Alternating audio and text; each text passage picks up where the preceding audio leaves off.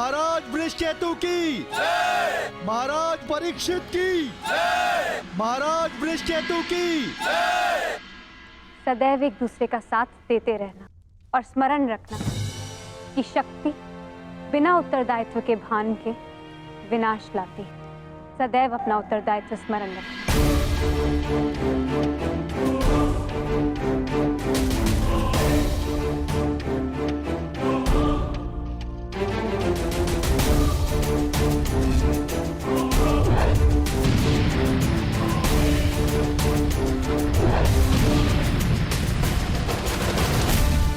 तुम्हारे पिता ने तुमसे छोटी आयु में चक्रव्यूह तोड़ा था।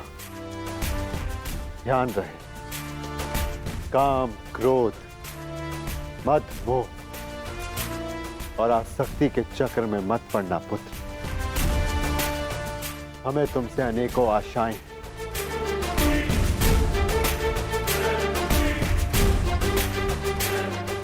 और तुम्हें उन पर खरा उतरना है।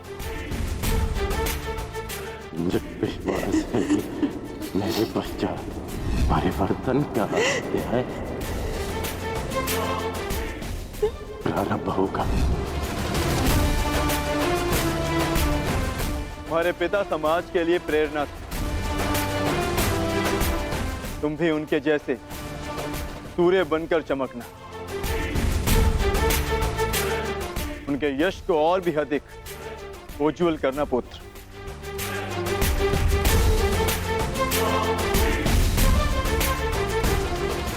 और स्मरण रखना पुत्र, मनुष्य का कर्म उसके चुनाव, उसकी नियति का निर्धारण करता है। सदा शुभ कार्य करना। महाराज वृषकेतु की, महाराज परीक्षित की, महाराज वृषकेतु की, महाराज परीक्षित की, महाराज वृषकेतु की, महाराज परीक्षित की, महाराज वृषकेतु की, महाराज परीक्षित की। शौचमिन्द्रिय निग्रह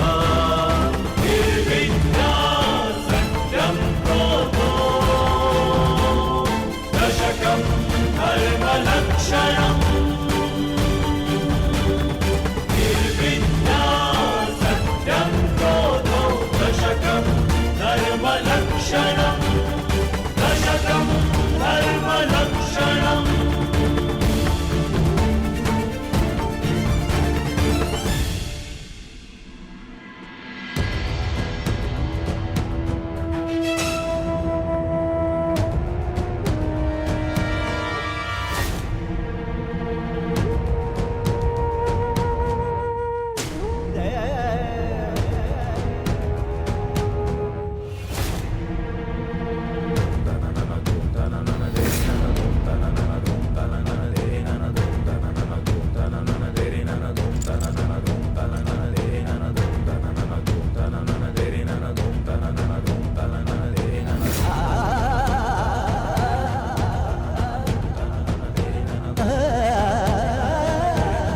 श्रेष्ठ भीतर कर क्या रहे?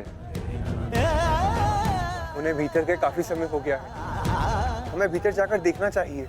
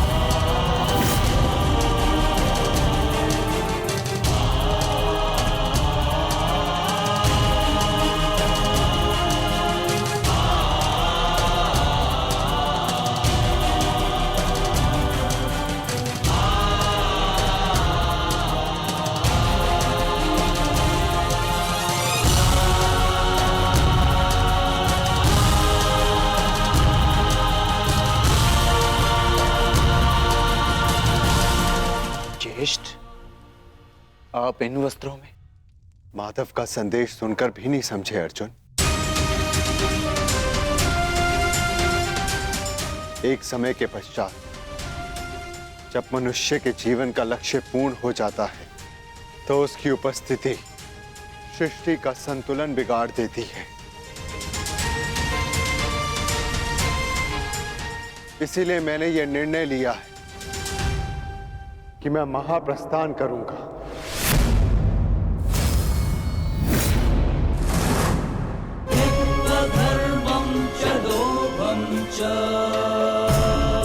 किंतु इस प्रकार आप हम सभी को अकेले छोड़ के नहीं जा सकते ज्येष्ठ। यदि आप महाप्रस्थान का निर्णय ले ही चुके हैं तो हम सब आपके साथ चलेंगे।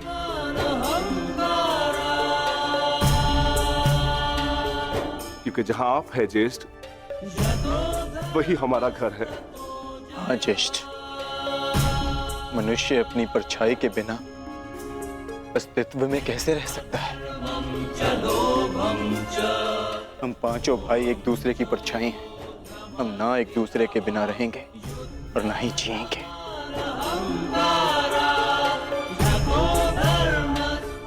एक बार फिर आप सबने अपने भ्राता प्रेम का उदाहरण प्रस्तुत किया,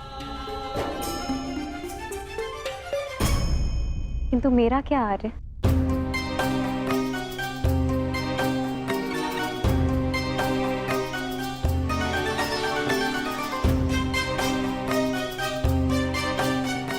पांचाली, मैं जहां जा रहा हूं वह मार्ग बहुत कठिन है और तुम सब उस मार्ग पर नहीं जा पाओगी।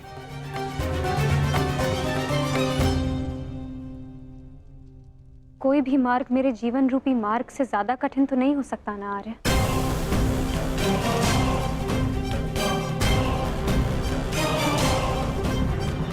राज्यसभा में हुए वस्त्र हरण के संताप को मैं सह गई, ये सोचकर कि मेरे पांचों पति मेरे साथ हैं, मेरा प्रतिकार लेंगे।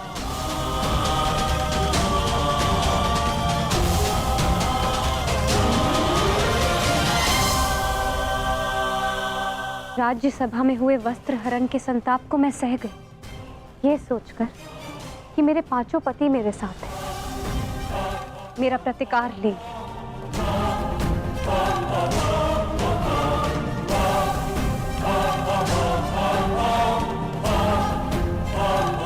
तेरह वर्षों के वनवास और अज्ञातवास को हंसते हंसते काटा, ये सोचकर कि मेरे पति मेरा त्राण करेंगे। मेरे पुत्रों की असमय मृत्यु से कठिन कोई और कंटक तो नहीं हो सकता ना आर्य, परंतु सहा मैंने, क्योंकि मेरे पुत्रों के पिता, मेरे पांचों पतियों का सानिध्य मुझे प्राप्त है, और आज आप मुझे ही छोड़कर जा रहे। माता कुंती ने आदेश दिया कि पांचों भाई आपस में बांट, मैं बटी आर्य, परंतु मैंने आप पांचों को बटने नहीं दिया।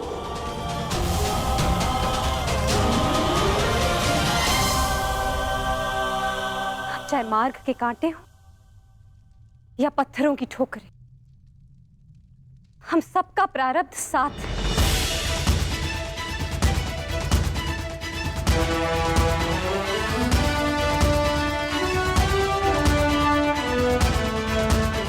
और यही मेरा निर्णय है आर्य, आप जहां भी जाएंगे मैं आपके साथ चलूंगी,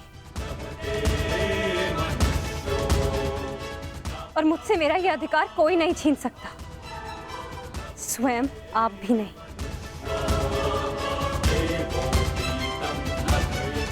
मैं चयन कर चुकी हूं आर्य, अब इस यात्रा का जो भी परिणाम होगा मुझे स्वीकार होगा।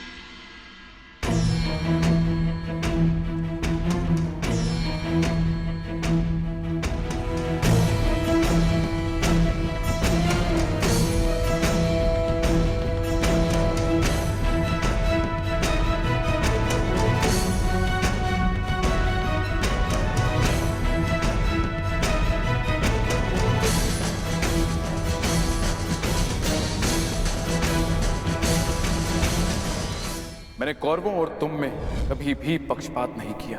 यदि प्रिय युधिष्ठिर को स्वीकार है तो हस्तिनापुर नया राज्य बनाने में तुम्हारी सहायता करें, परंतु पुत्र इसके बदले मुझे भी तुमसे कुछ चाहिए। तुम्हारी माता कुंती यही हस्तिनापुर में रहे।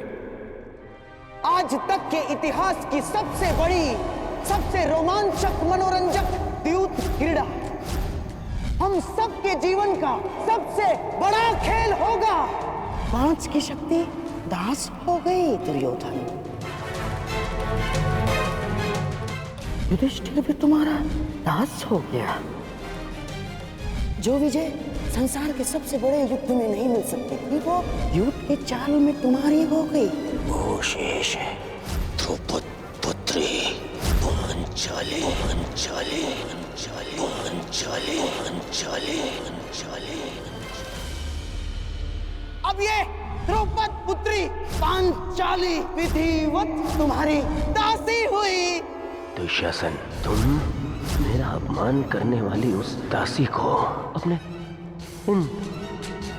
इन भुजाओं से उसके बाल पकड़कर खींचकर इस सभा में लेकर आओ। दुर्योधन, तुम अपनी सीमा का अतिक्रमण कर रहे हो। वहीं पर उन्हें विराम लगा दो। तुम इस भांति एक स्त्री का अपमान नहीं कर सकते।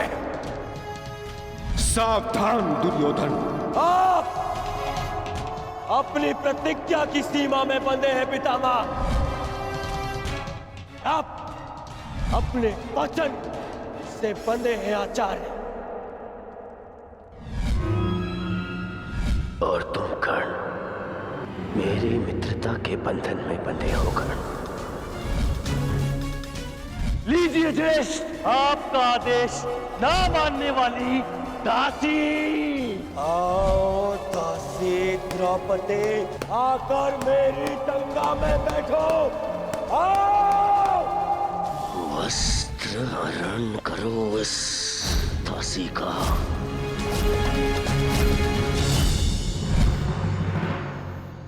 पुत्र परीक्षित, सदा द्यूत और शर्त से दूर रहना पुत्र।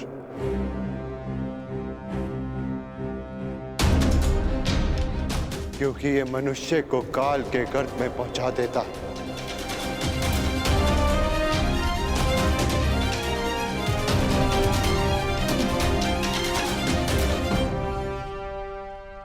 इस सभा में इतना सब कुछ हो जाने के बाद भी आप सब मौन हैं, परंतु इस अधर्मी दुर्योधन को उसके कुकर्मों का दंड अवश्य मिलेगा। और उससे पहले इस सभा में उपस्थित वो हर व्यक्ति जिसने मौन रहकर ये अधर्म होते हुए देखा, उन्हें उनके मौन रहने का दंड मिलेगा। श्राप है ये अपनी सुता द्रौपदी का।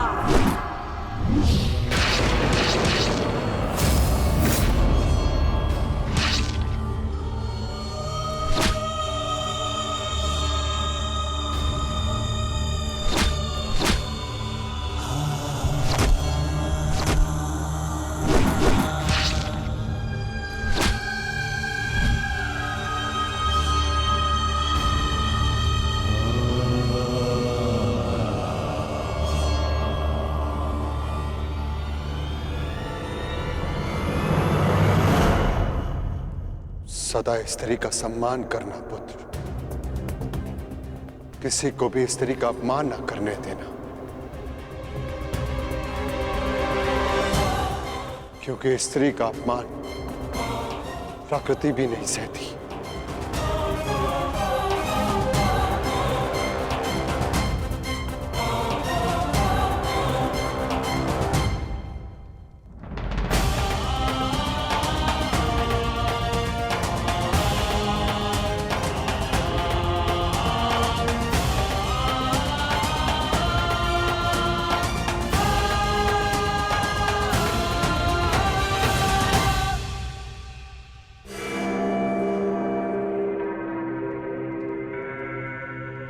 मैं दुर्योधन आज हस्तिनापुर के सिंहासन को दांव पे लगाता हूं।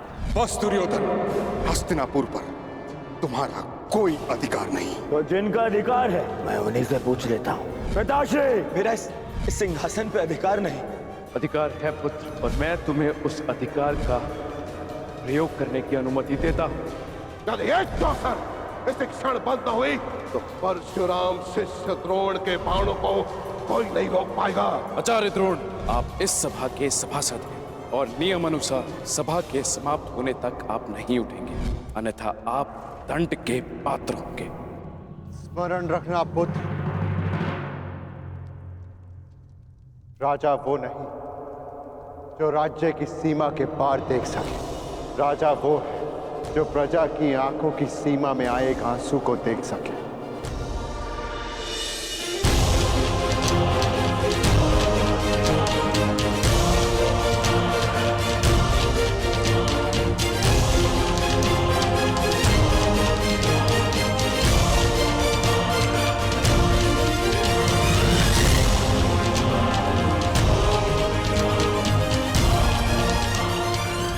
राजनीति का नहीं, सदा प्रजा नीति को ध्यान में रखकर निर्णय लेना पुत्र, क्योंकि यदि प्रजा प्रसन्न तो राजा के मुकुट में जड़े रत्नों को कांटे बनते समय नहीं लगता।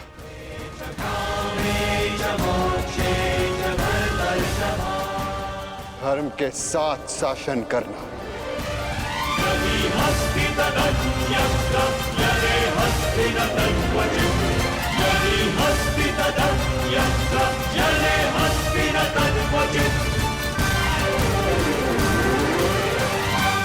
महाप्रस्थान का समय हो गया है।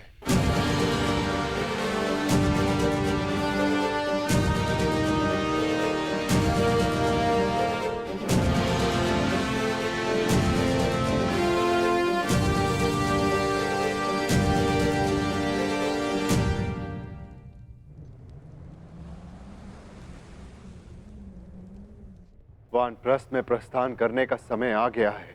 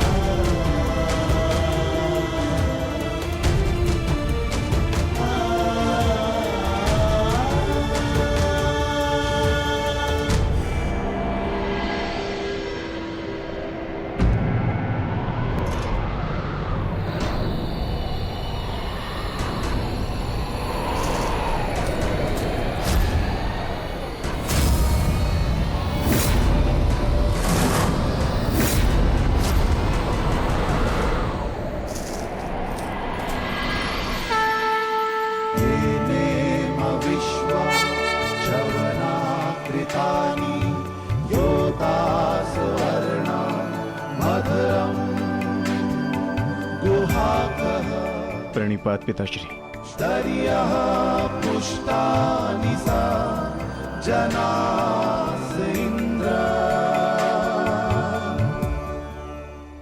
महाप्रस्थान का अर्थ समझते हो ना पुत्रों?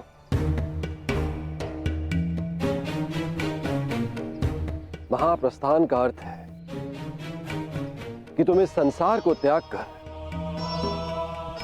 परलोक जाना चाहते हो।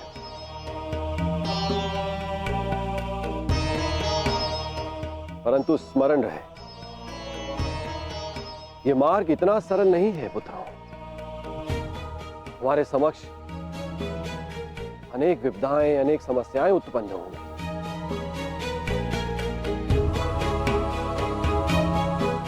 और तुम्हारे संरक्षक इंद्र के रहते हुए यह कैसे संभव है? तुम चलो मेरे साथ, मैं स्वयं तुम्हें अपने रथ पर देवलोक ले चलूंगा।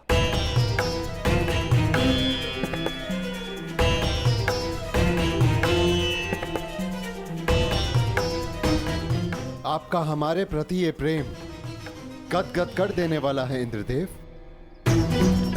परंतु हम आपके साथ जाएंगे या नहीं, इसका निर्णय स्वयं इंद्रपुत्र लेंगे।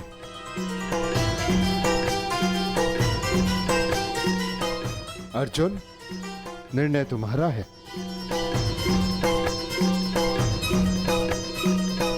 पिताश्री, हम पूर्ण रूप से देव नहीं, हमारे भीतर आधा अंश मानवों का है, और मनुष्य को परलोक तक पहुंचने के लिए यात्रा करना अनिवार्य है। हम मनुष्य की पीड़ा और समस्याएं सहते हुए महाप्रस्थान करेंगे।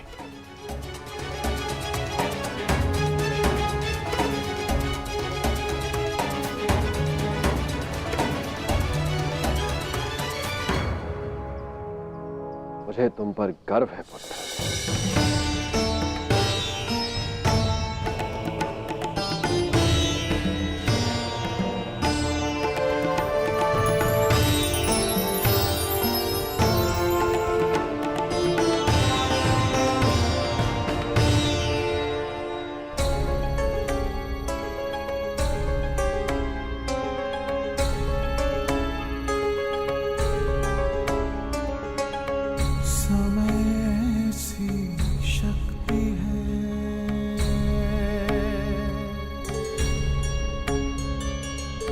सभी समय से हारे,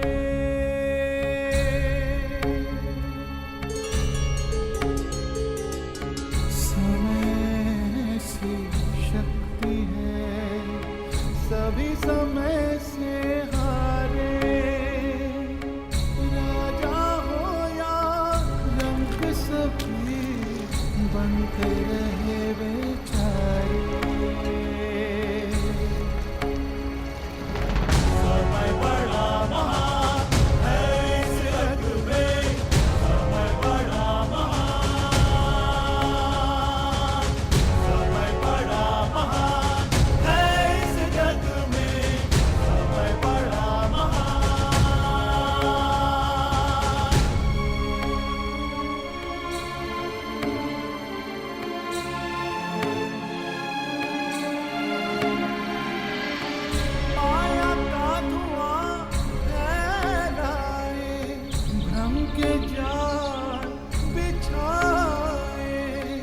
मन में घृणा द्वेष भरे, फिर अपनों को लड़वाए। सही समय पे सत्य को लाए, झूठ को करे किनारे।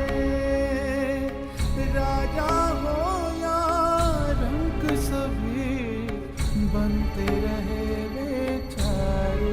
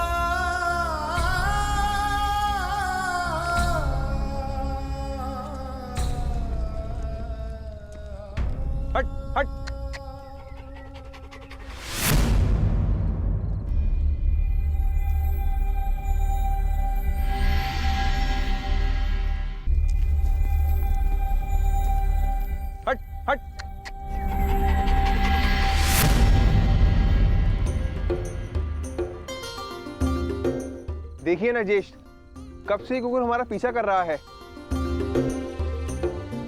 जाओ, हमारे पास तुम्हें देने के लिए कुछ भी नहीं है।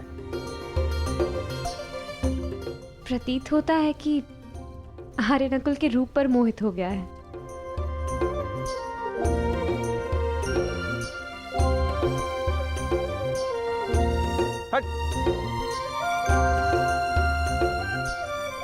रहने दो नकुल, यदि ये भोला जीव साथ आना चाहता है तो इसे आने दिया जाए।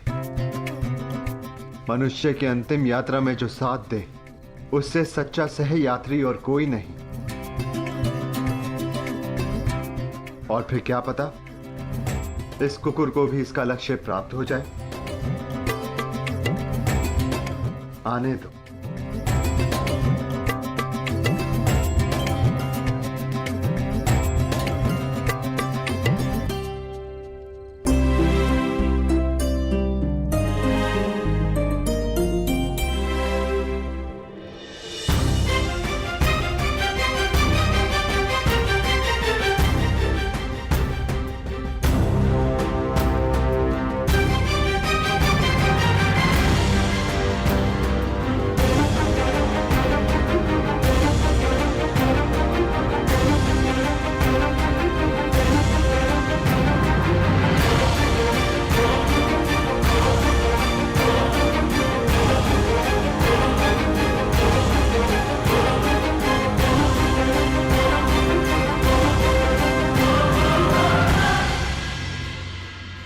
ज्येष्ठ, ऐसे कठिन चढ़ाई हम कैसे चढ़ेंगे? मार्ग अब दुर्गम नहीं, अगम हो गया है और किस ओर जाना है इसका भी कोई भान नहीं।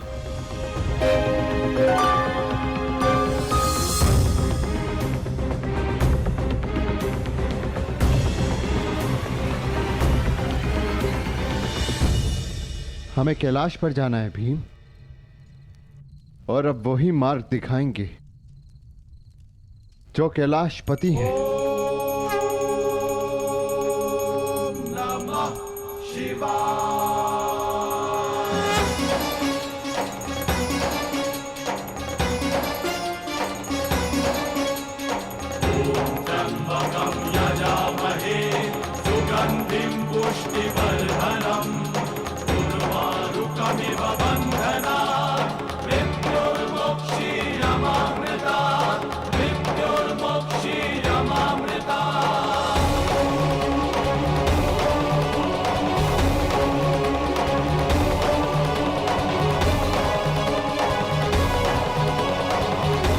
ओम नमः शिवाय।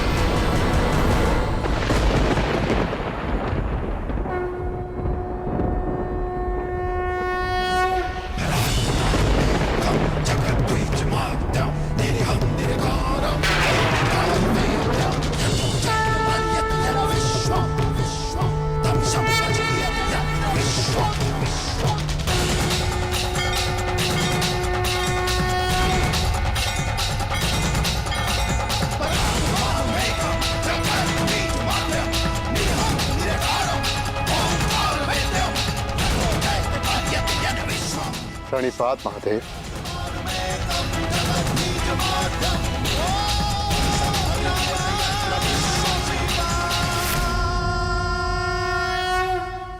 तपस्या तो सभी करते, परंतु अपने कर्म में रत रहकर भी जो ईष्ट का स्मरण करे वही वास्तविक तपस्वी है युधिष्ठिर। तुम सबने एक क्षण भी मेरा ध्यान नहीं त्यागा। मैं प्रसन्न हुआ। यहाँ पृथ्वी का छोर आ गया है पांडुपुत्रों। इससे आगे का मार्ग इहलोक को जाता है। मृत्युर्मोक्षीयमामृता ओम नमः शिवाय। मार्ग दिख नहीं रहा है महादेव। क्योंकि इस मार्ग पर चलने का मूल्य चुकाना पड़ता है, जो सरल नहीं।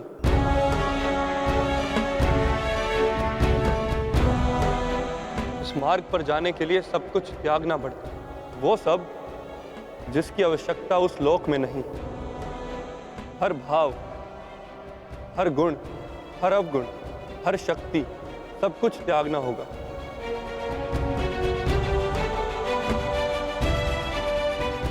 जब मनुष्य में केवल पंच तत्व रह जाते हैं, आत्मा में चेतना और हृदय में धर्म, तो ही ये मार्ग दिखता है। मैं समझ गया महादेव, मैं समझ गया।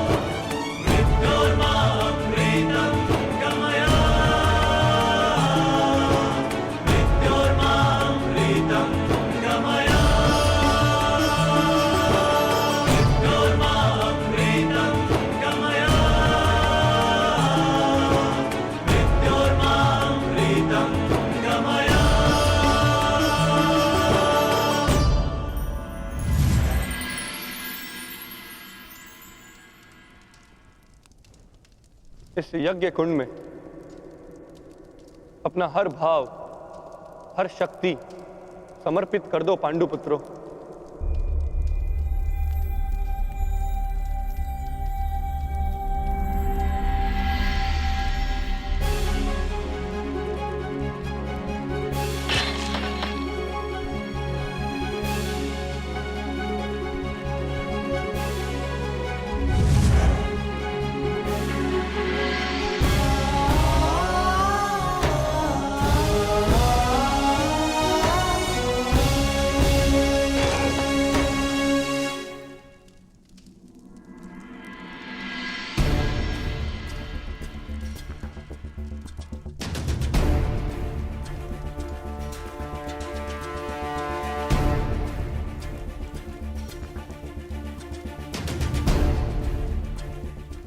मैं इस गांडीव का और उन समस्त शस्त्रों का परित्याग करता हूं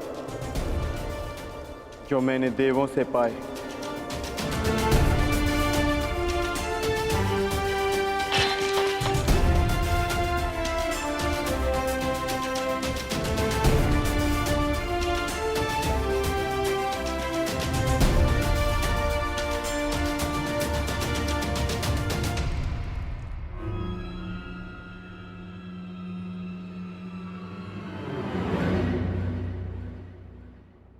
ज्येष्ठ, मार्ग तो अभी भी प्रकट नहीं हुआ। तुम्हारी बारी है पांचाली।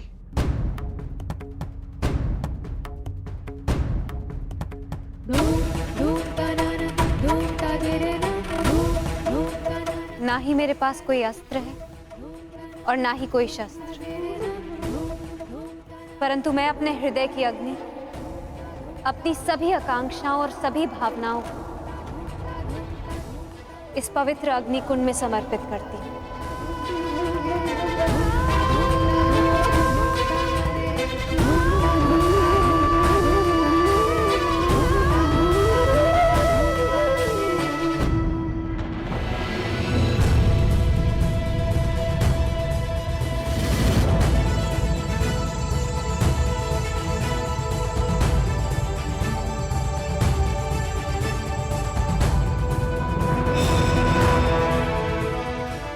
तुम्हारी यात्रा मंगलमय हो पुत्र।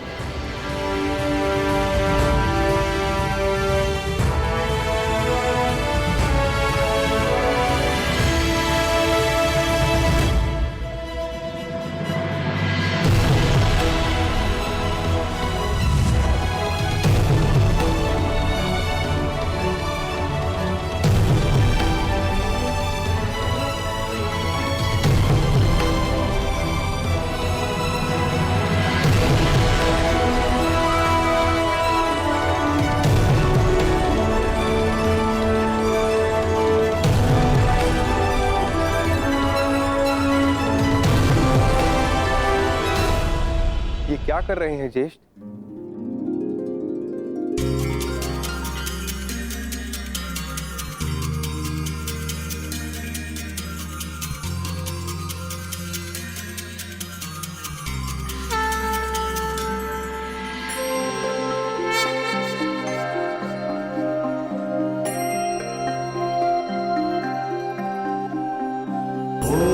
त्र्यंबकं यजामहे सुगंधिं पुष्टिवर्धनम् उर्वारुकमिव बन्धनात् मृत्युर्मोक्षीयमामृतात्।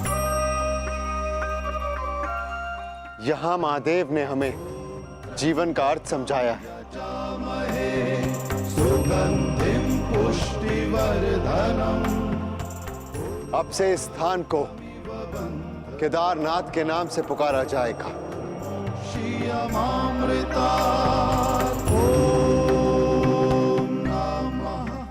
जो भी यहाँ आकर दर्शन करके अपनी भावनाओं और कामनाओं का त्याग करेगा उसे देवलोक का मार्ग प्राप्त होगा।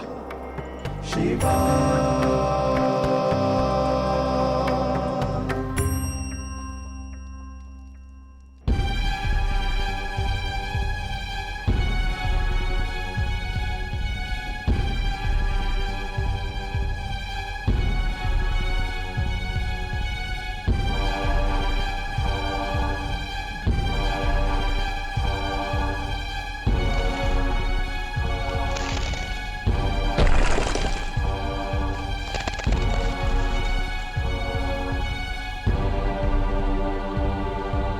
अब क्या करें ज्येष्ठ? आगे कोई मार्ग दिखाई नहीं दे रहा और ये चढ़ाई और भी कठिन होती जा रही है। आर्य, अब तक हर समस्या में मैं आप लोगों से आगे बढ़कर मार्ग ढूंढती आई। मैं आगे जाकर देखने का प्रयास करती हूँ।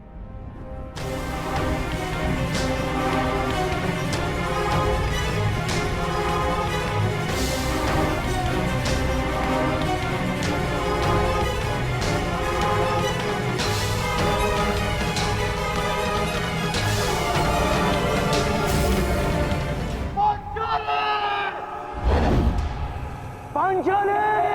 पांचाली! पांचाली! पांचाली! पांचाली!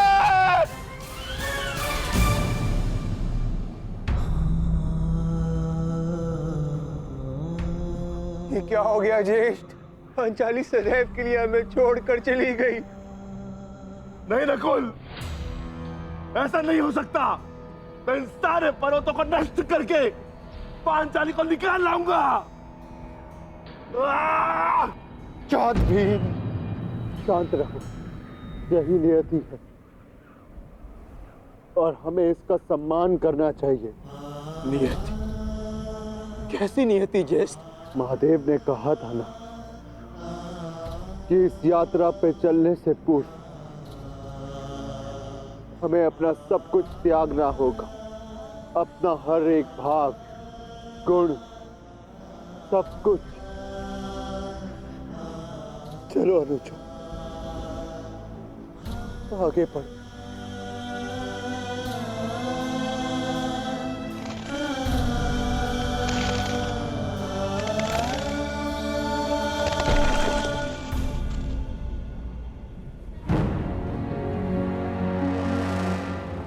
देखिए ज्येष्ठ, कितना सुंदर पुष्प है। मैं इसे अभी लेकर आता हूं। नकुल, नकुल रुक जाओ, आगे खाई है। तुम्हें दृष्टि भ्रम हुआ है, वहां कोई पुष्प नहीं है। ज्येष्ठ, आप इसे नहीं देख पा रहे हैं, बिल्कुल निकट से इसे मैं देख पा रहा हूं। नकुल!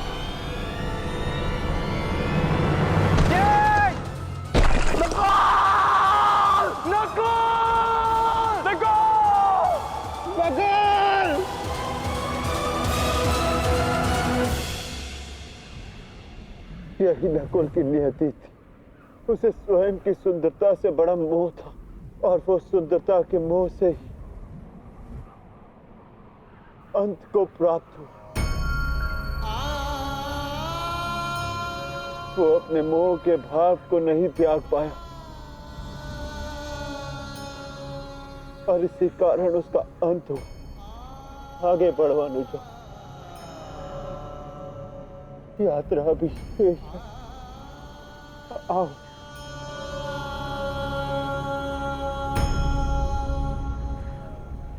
आओ अनुजा।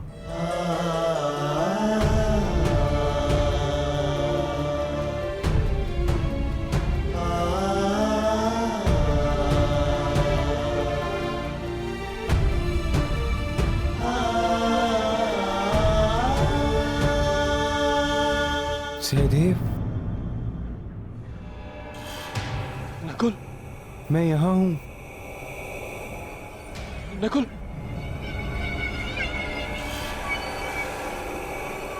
सहदेव, रुक क्यों गए? आगे बढ़ो, मुझे तुम्हारी आवश्यकता है। ज्येष्ठ, नकुल जीवित है।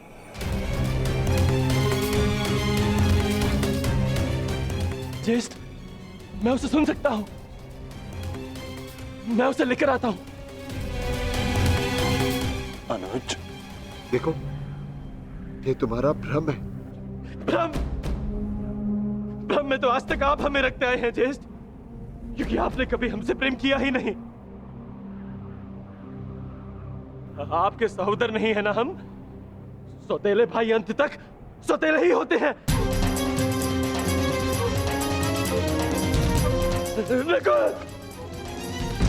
ये क्या प्रलाप है?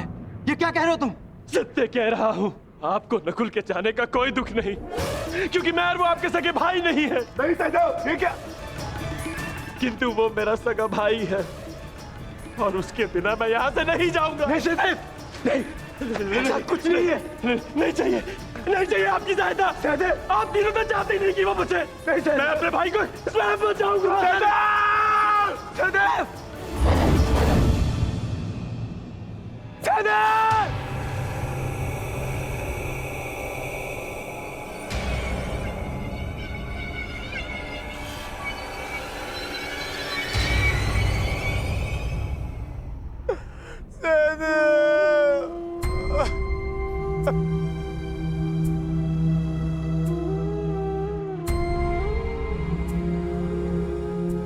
उसकी मृत्यु का कारण था संदेह।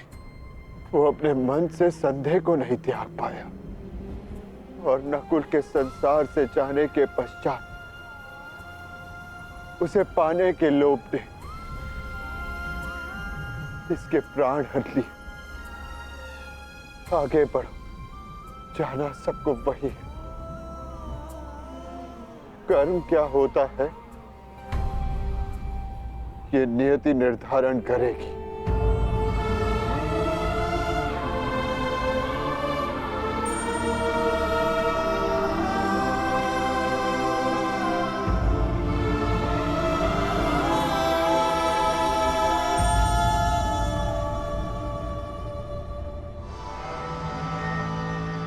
ज्येष्ठ,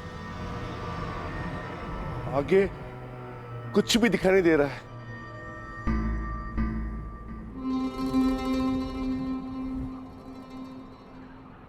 अब आगे का मार्गदर्शन मैं कराऊंगा। जिस प्रकार महाभारत में आगे रहकर सबके लिए मार्ग मैंने बनाया, यहां भी मार्ग मैं ही बनाऊंगा।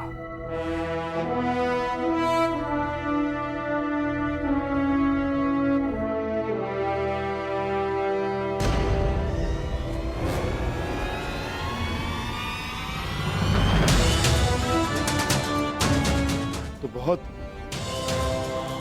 विहल खाई है। हम इसे कैसे पार करेंगे?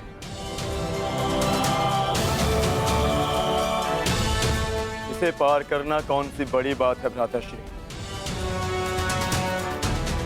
गांडीव नहीं, परंतु आचार्य द्रोण की शिक्षा तो है मेरे पास।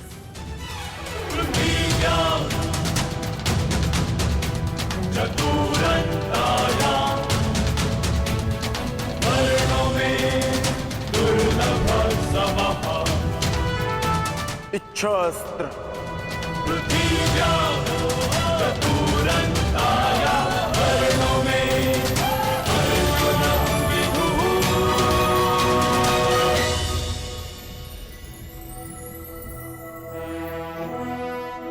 पार जाने का प्रबंध हो गया है ज्येष्ठ। आगे बढ़े।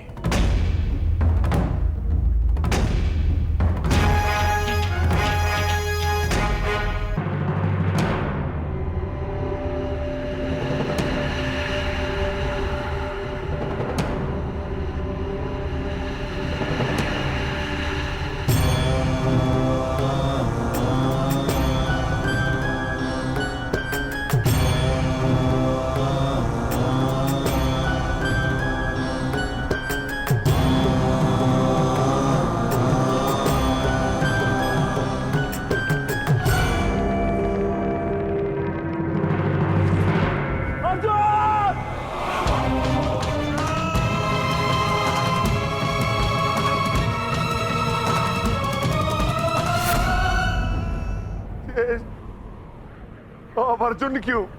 क्योंकि उसे मत था कि उससे श्रेष्ठ कोई नहीं। केदारनाथ में वो अपने मत को नहीं त्याग पाया, इसीलिए वो अंत को प्राप्त हुआ। आगे बढ़ो अनुज, यात्रा शेष है। बस बहुत हो गया ज्येष्ठ। मार्ग काय ढूंढते हैं? मैं पवन पुत्र हूँ, श्री हनुमान का अनुज हूँ। मैं अपने स्वयं के बल से मार्ग बनाऊंगा, नष्ट कर दूंगा इन सारे पर्वतों को।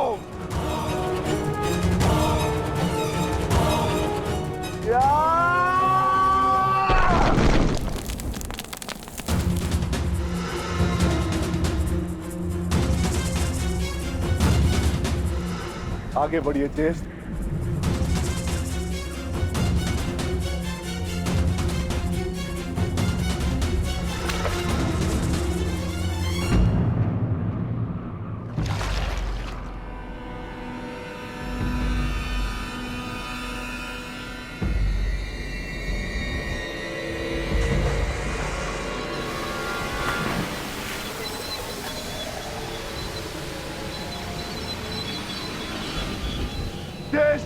मुझे बचाइए।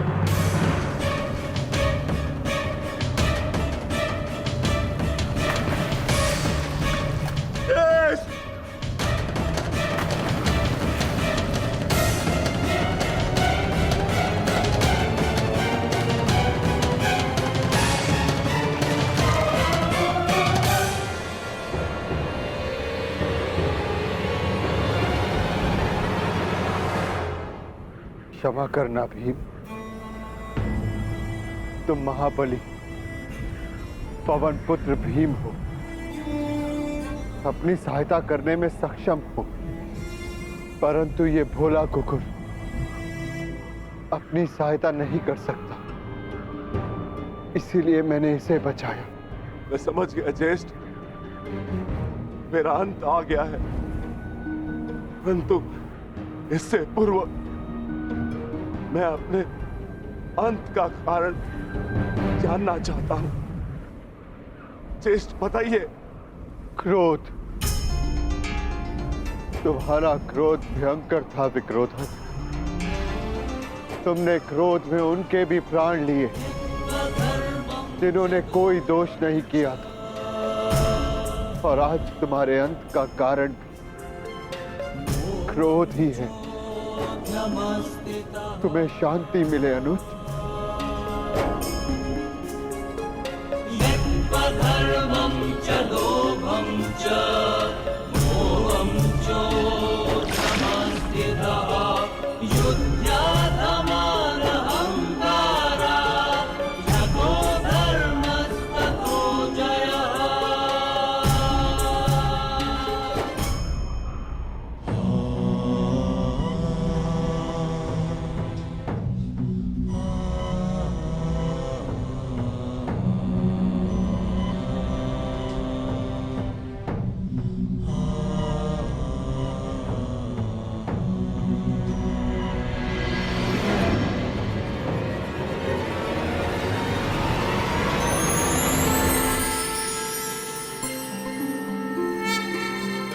तुम्हारा स्वागत है युधिष्ठिर। वस्वताय धर्मराजाय भक्तानुग्रह कृतये। प्रणिपात धर्मराज। इस परलोक की यात्रा में तुम काम, क्रोध, मोह, लोभ सबसे विरक्त रहे, इसलिए तुम्हें सशरीर स्वर्ग में प्रवेश करने का वरदान मिलता है। तुम्हारे भाई और पत्नी अपने गुण अवगुण शक्ति का मत नहीं छोड़ पाए, इसलिए वो यहां तक पहुंचने में असक्षम रहे। ये एक सीख है युधिष्ठिर कि अपना परम स्थान पाने के लिए सब कुछ त्यागना पड़ता है। आओ भीतर चले आओ।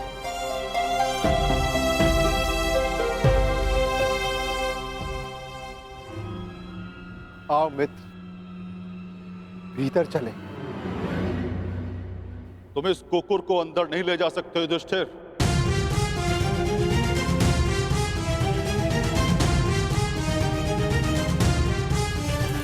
क्षमा कीजिएगा धर्मराज, परंतु जिन कठिनाइयों से जिस प्रकार मैंने इस यात्रा को पूर्ण किया है, उसी प्रकार इस कुकुर ने भी इस यात्रा को पूर्ण किया है। और हर यात्री को लक्ष्य तक पहुंचने का फल अवश्य मिलना चाहिए। मैं इस कुकुर को छोड़कर नहीं जाऊंगा।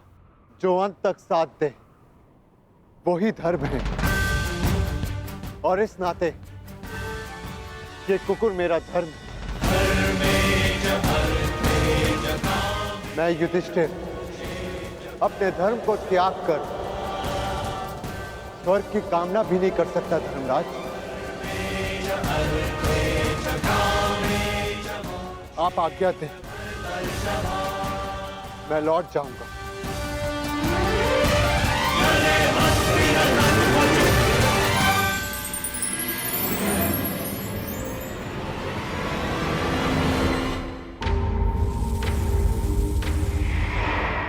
साधुवाद युधिष्ठिर, तुम अपनी परीक्षा में पूर्णतः सफल रहे। जो धर्म का साथ नहीं छोड़ता, धर्म उसे अवश्य परम धाम ले जाता है। चलो मेरे साथ स्वर्ग चले। जैसी आपकी आज्ञा धर्मराज।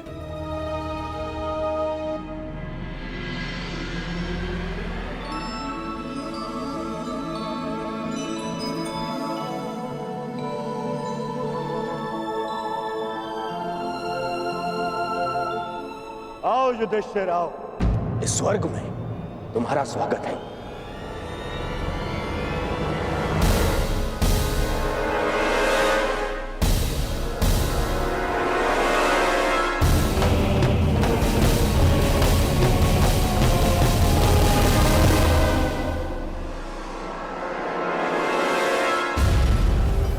अंततः हम मिल ही गए।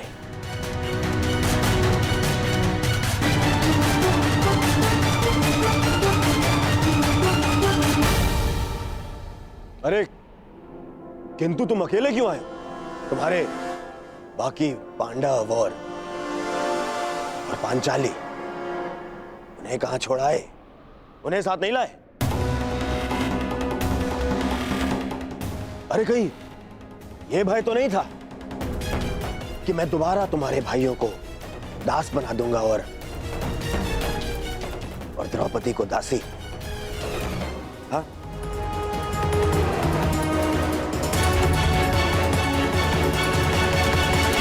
ये सब यहाँ क्यों धर्मराज? ये यहाँ इसलिए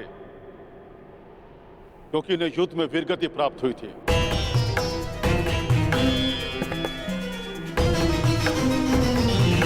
और ये पहले से निश्चित था कि जो कुरुक्षेत्र में वीरगति प्राप्त करेगा उसे स्वर्ग में स्थान मिलेगा। परंतु मेरे भाई और पांचाली कहाँ है धर्मराज? मुझे उन्हें देखना है। आओ मेरे साथ।